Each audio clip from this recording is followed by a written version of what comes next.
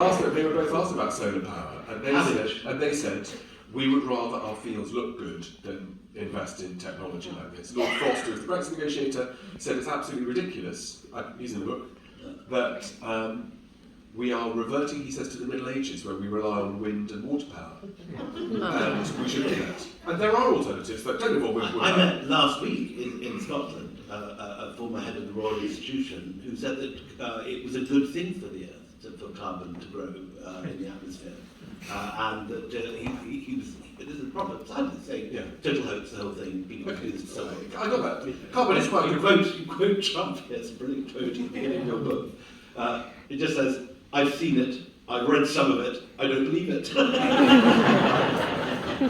There are people who think that, and that's absolutely fine. If the thing do you is, have a golden bullet? What is your I think response the to point something is, like that? If they ask a question. If they're right, then that's great. Right, that's fine. If they're wrong, that's quite a big bet to place, right? And I'd have thought if the kind of climate world, and there were a big survey done of 100,000 scientific papers by agglomerated to look at what is the weight of evidence, more than 99% of those are about climate science that's showing ongoing and future crisis. And there is a small vocal lobby. So some of them are there are some very clever people like Pierre Longport, because there's technology is going to make things better. It's very simple to overgeneralise about one problem in one part of the world, but actually there isn't a kind of one size fits all. And they're absolutely right about that, both about technologies, investments, and so on, and not throwing out the bathwater.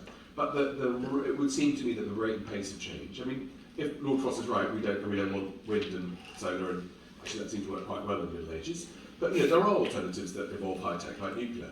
But we're not the nuclear plants that we are building with our Chinese colleagues that we don't really want to deal with anymore here in the UK. As it happens, is that correct? That all are. Well, we're building. We're supposed to. We have a big one that's being built by Chinese technology with Chinese government money, and that's a different problem.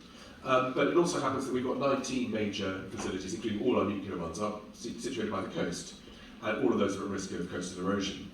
As is all the infrastructure. I mean, for example, the Zaporizhia nuclear plant that is was in Ukraine. I'd be longing to know how to pronounce that. In Ukraine, it's been under the control of the Russian army since March last year. They put 6 reactors there are 6 reactors there. 5 are in cold lockdown, which means they don't require a lot of water, but one is in hot shutdown, it's called, which means it still needs water to cool. And that dam that's been broken has dropped water levels from the reservoir that mean that there is a reasonable level of risk, maybe not a high one, but a reasonable level of risk of things going wrong.